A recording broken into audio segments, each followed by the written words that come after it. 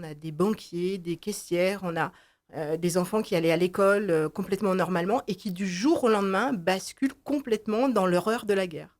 Je vais donner juste un exemple. On a un couple qui nous a montré sa maison. Ils habitaient Mariupol, la maison avant et la maison après. La maison, elle est complètement, c'est un champ de ruines aujourd'hui.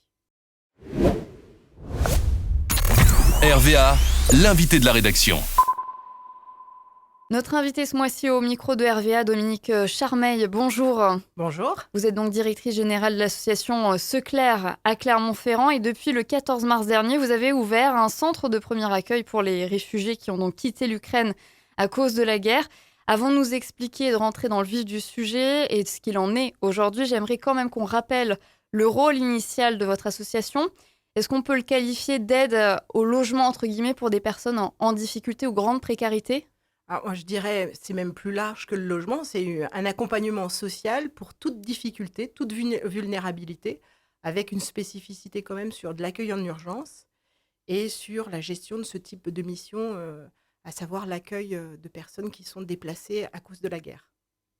Et donc, depuis le 24 février 2022, la guerre en Ukraine a éclaté. De nombreuses actions ont été mises en œuvre pour accueillir les réfugiés ukrainiens. Comment s'est déroulée l'opération de prise en charge de votre côté ? Les débuts devaient être très denses, j'imagine. Tout à fait. Donc, en fait, on a été sollicité par les services de l'État, la direction départementale de l'emploi, du travail et de la solidarité et la préfecture, pour pouvoir accueillir en urgence et équiper en fait un immeuble pour accueillir 140 personnes. Donc, les délais ont été très courts, puisqu'on avait 2 jours pour pouvoir assurer entièrement le bâtiment. Et combien d'afflux de personnes vous avez en moyenne là, les premiers jours, les premières semaines ? C'était aussi surtout des familles, j'imagine ? Les tout premiers temps, en fait, il y avait des étudiants étrangers, parce que Kiev était une ville qui accueillait beaucoup d'étudiants. Je crois même que l'Ukraine est le 2e pays d'accueil en termes d'étudiants. Et puis, effectivement, pas mal de familles qui ont eu peur tout de suite de ce qui allait se passer. On a vu arriver dans les semaines suivantes des gens qui, eux, se sont retrouvés enfermés dans leur pays. Donc, autour du 24 février, c'est vraiment effectivement les familles qui ont eu peur de ce qui allait arriver. Et en termes d'affluence, ça faisait, est-ce qu'on pouvait déjà le dénombrer ? Vous ne pouviez pas loger tout le monde, j'imagine, sur ce centre provisoire de logement ? Non, on n'a jamais eu de difficulté à loger tout le monde. On a pu accueillir tout le monde parce qu'effectivement, c'est un centre de transit. Donc, du coup, on accueille en urgence les familles, on gère la partie administrative et on réoriente dans des logements plus pérennes. Donc, finalement, le centre joue son rôle de centre de transit. Et qu'est-ce qui vous a le plus marqué dans cette situation d'urgence et là de guerre qu'on retrouve en Europe ? Qu'est-ce qui vous a le plus marqué ? Je crois que c'est finalement des personnes, dans un pays qui est tout à côté de chez nous. Et effectivement, on ressent tout de suite les stigmates de la guerre par rapport à des personnes qui avaient une vie comme vous et moi, qui avaient une activité professionnelle. On a des banquiers, des caissières, on a des enfants qui allaient à l'école complètement normalement et qui du jour au lendemain basculent complètement dans l'horreur de la guerre. Je vais donner juste un exemple. On a un couple qui nous a montré sa maison. Ils habitaient Mariupol, la maison avant et la maison après. La maison, elle est complètement, c'est un champ de ruines aujourd'hui.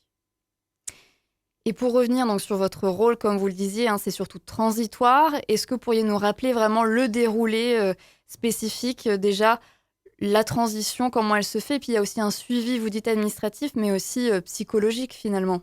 Psychologique, médical. Donc nous, notre rôle, c'est d'accueillir en urgence, de pouvoir finalement répondre aux besoins les plus primaires. Besoin de vêtements, besoin de médicaments, besoin de lunettes si on a perdu ses lunettes dans la fuite.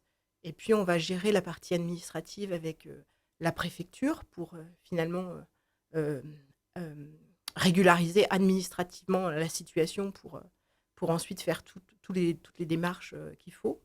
Et il y a effectivement un aspect très médical. Et là, on a 2 services qui interviennent directement sur le site. On a le dispensaire Émile Roux, qui est un service du conseil départemental, qui va prendre en charge toute la partie d'évaluation médicale, la partie somatique.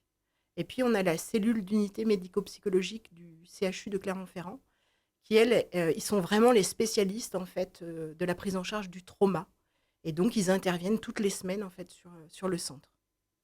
Et ensuite, donc, les logements, vers quel logement, hébergement vous orientez toutes ces familles, ces personnes? On a aussi peut-être des familles d'accueil, du coup, qui se rendent disponibles? Alors, en fait, il y a une cellule spécifique dédiée, en fait, à la prise en charge de l'après. Et donc, en fait, il y a des logements qui peuvent être mis à disposition par les communes. Et puis, il y a d'autres logements, effectivement, qui sont mis à disposition par les habitants. On va privilégier dans ce cas, par contre, les hébergements autonomes. Il y a eu beaucoup de mouvements citoyens qui ont mis à disposition des chambres.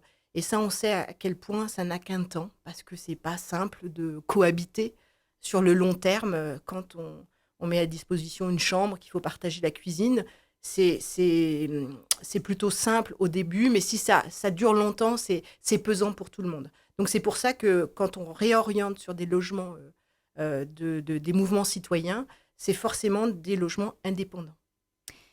Est-ce que vous avez pu avoir aussi des nouvelles de ces personnes? Est-ce qu'elles arrivent à reprendre petit à petit une vie normale dans la région? Qu'est-ce qu'elles deviennent? Vous avez un suivi aussi là-dessus? Oui. Alors pour les plus fragiles, l'association intervient sur l'après. Pour les autres situations, c'est le conseil départemental qui assure l'accompagnement. Donc finalement, les familles, elles ne sont pas laissées comme ça, hein. Elles ont vraiment un lien qui est gardé. Et puis effectivement, on a des retours. On a un monsieur, par exemple, qui a plus de 60 ans, qui a été pris en charge sur une résidence senior à Lande. Il était très isolé en Ukraine et aujourd'hui, il s'investit énormément dans les activités que la structure propose et il est très entouré par les personnes de la commune de Lande. Donc voilà, c'est des exemples qu'on peut avoir sur la suite. Et vous avez des exemples aussi, j'imagine, de familles entières, peut-être aussi, des échos, des anecdotes. Quels sont leur état d'esprit aujourd'hui, reconstruire toute une famille aussi dans un pays totalement étranger? Alors, c'est compliqué, mais on a affaire à des gens qui ne se projettent pas dans l'attente. On a affaire à des gens qui, tout de suite, veulent s'investir professionnellement. D'abord, ils avaient une activité professionnelle, donc ils veulent pouvoir retrouver très vite ce niveau. Ils sont beaucoup à considérer que quand est-ce qu'on va pouvoir revenir. C'est-à-dire qu'on n'a pas, dans la majorité, affaire à des gens qui se disent on va rester toute notre vie ici. Ils sont très, très attachés à leur pays d'origine et ils ont envie de pouvoir y revenir très vite, avec quand même le point d'interrogation, c'est dans quel état finalement je vais retrouver ma ville, ma maison, voilà. Et on a effectivement des exemples un peu compliqués. On a par exemple un couple mixte, elle est ukrainienne, lui est arménien, ils ont un petit garçon de 8 ans, et le papa lui-même a vécu l'exil de la guerre au moment du conflit en Arménie. Il est venu en Ukraine et il est extrêmement traumatisé de se dire que finalement il fait revivre les mêmes conditions. Enfin, il fait revivre. En tout cas, cet exil fait revivre les mêmes conditions à son fils. Après, on a d'autres situations où on a une maman qui a retrouvé sa fille qui était sur Clermont-Ferrand, qui était étudiante sur Clermont-Ferrand, et elle a retrouvé, finalement, ça faisait des années elles avaient pas pu se voir. Donc voilà, on a des situations aussi de retrouvailles. Effectivement, des cas de figure totalement différents selon Ouais. les situations. Et aujourd'hui, donc, ce centre provisoire est toujours d'actualité. Il me semble que la capacité d'accueil a pu être augmentée pour les logements. Est-ce qu'on peut rappeler les chiffres, peut-être? Alors, le centre de premier accueil, il a aujourd'hui une capacité de 140 places. Au départ, c'était 90 places. Et puis, finalement, on a pu monter en charge compte tenu des besoins Et qu'il y vous avait à pourvoir. recevez encore beaucoup aujourd'hui Oui, de oui, gens? oui. Le centre joue son rôle de transit. Depuis le démarrage de la mission, on a accueilli plus de 250 personnes. C'est-à-dire qu'on a accueilli, accompagné, et puis réorienté sur les logements extérieurs. Et on a à peu près 200 personnes qui sont passées, parce que le centre a aussi cette vocation-là, qui sont passées en transit pour d'autres pays. Les Ukrainiens, effectivement, ont des liens avec l'Espagne, le Portugal, l'Irlande. Et du coup, effectivement, on a accueilli des bus qui sont retournés dans ces pays. Et nous, à notre échelle, comment on peut encore venir en aide, que ce soit à votre association ou d'une autre manière, pour toutes ces personnes qui sont en pleine transition de vie? Alors, d'abord, si effectivement les gens ont envie de s'investir en termes de temps, il est toujours possible de devenir bénévole sur le centre Ukraine ou sur les activités de Secler. Pour cela, il suffit de contacter l'adresse mail contact@secler.fr. Et puis autrement, je dirais, il y a toujours des appels aux dons d'associations. Je pense, alors pour le coup, sur les appels aux dons, moi je dis plutôt de donner aux organismes qui sont sur place et qui peuvent aider, notamment le HCR, le Haut Commissariat aux réfugiés. Donc il est toujours possible finalement de donner un coup de main sur cette situation. Et j'aimerais revenir quand même sur août 2021, comme on le disait. Votre association était aussi engagée dans l'accueil d'urgence pour les Afghans, suite au retour au pouvoir des talibans dans le pays. On a aussi eu la crise sanitaire avec une forte précarisation des Français. Est-ce qu'on peut dire que c'est un contexte de gestion de crise presque inédit aussi pour votre association en ce moment ? Sur les conflits, l'accueil des personnes en conflit de guerre, non. Ça fait plus de 20 ans qu'on fait ça. En 99, on gérait déjà les conséquences de la guerre au Kosovo. On a pu intervenir sur les mouvements en Syrie, ce qui a généré la guerre en Irak. Donc, sur cette gestion d'accueil en urgence de populations étrangères, c'est pas une nouveauté. La nouveauté, effectivement, c'est par contre le cumul, je dirais, dans une situation effectivement de crise sanitaire qui était pas forcément simple à gérer. Mais on a une capacité assez claire de pouvoir s'adapter. Et sur la crise sanitaire, là aussi, on avait monté un centre de gestion du Covid pour les personnes sans domicile fixe, ce qui fait qu'on a accueilli plus de 400 personnes, ce qui fait que là, ça nous a mis au plus près en fait, de la maladie dès le départ. C'est-à-dire qu'on a ouvert ce centre au 31 mars et ça nous a donné quand même la connaissance de la maladie. Et ça nous a beaucoup servi finalement sur la gestion qui s'en est suivie pendant plus de 2 ans. Et je vous laisse le mot de la fin pour clôturer l'interview. Un message que vous voudriez faire passer pour finir l'interview. Le message que j'ai envie de faire passer, c'est que j'ai entendu à un moment donné une polémique de dire finalement on accueille beaucoup plus pour ces personnes ukrainiennes que pour les autres. Moi je dirais que l'important c'est pas forcément de savoir si on accueille plus ou pas.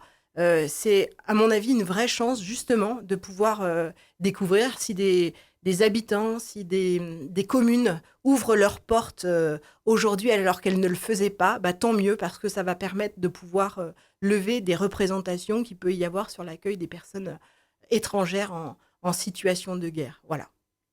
Écoutez, merci encore Dominique Charmet pour cette interview. Je rappelle, vous êtes donc directrice générale de l'association Secler à Clermont-Ferrand. Plus d'informations sur le site de l'association secler.fr. Oui, voilà. Merci beaucoup.